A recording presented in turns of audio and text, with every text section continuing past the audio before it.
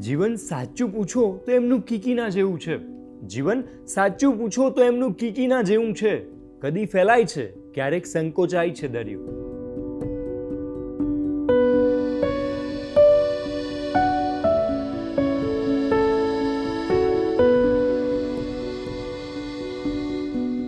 નમસ્કાર, જમાવટ સાથે હું છું યશ. આજે તમને ગુજરાતી સાહિત્યના એક ગૌરવવંતા ગઝલકાર એટલે અમૃતલાલ લાલજીભાઈ ભટ્ટની એક રચના સંભળાવી છે, જેમને આપણે અમૃત ઘાયલ તરીકે ઓળખીએ છીએ. કહેવાય છે કે એક વખતે અમૃત ઘાયલ કલાપીની દિવ્ય ચેતનાને નમન કરવા ગયેલા અને ત્યાંથી જ તેમણે ગઝલ લખવાનું વ્રત લીધેલું, જે વ્રત તેમણે આજીવન પાળ્યું. તો આજે કલ્પનાનો કેનવાસ શોમાં મારે તમને અમૃત ઘાયલની દરિયા વિશેની એક રચના સંભળાવવી છે. રચના છે કંઈક તો છે. કંઈક તો છે કે જેથી ઊંચો નીચો થાય છે દરિયો. કંઈક તો છે જેથી ઊંચો નીચો થાય છે દરિયો. મને તો આપણી જેમ જ દુઃખી દેખાય છે દરિયો. દિવસ આખો દિવસના તાપમાં શેકાય છે દરિયો.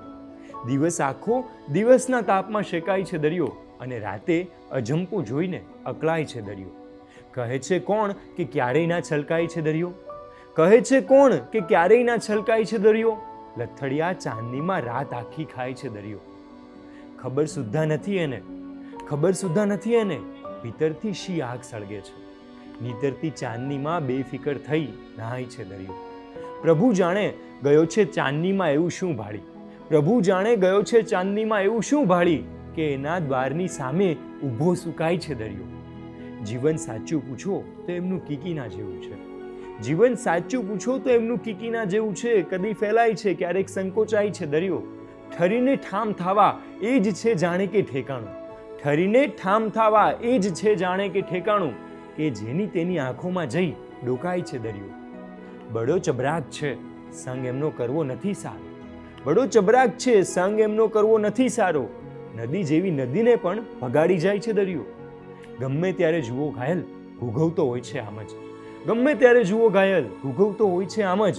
દિવસના શું ઘડી રાતે ના ઘોંટાય છે દરિયો. કંઈક તો છે જેથી ઊંચો નીચો થાય છે દરિયો.